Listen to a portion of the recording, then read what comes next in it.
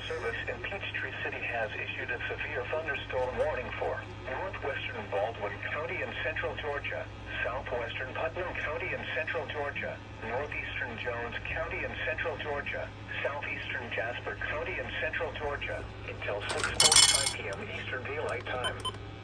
At 6:01 p.m. Eastern Daylight Time, a severe thunderstorm was located over a bridge 11 miles south of East Hinton, moving southwest at 20 miles per hour. Hazard, 60 miles per hour wind gusts and quarter-size hail. Source, radar indicated. Impact, hail damage to vehicles is expected. Expect wind damage to roofs, siding, and trees.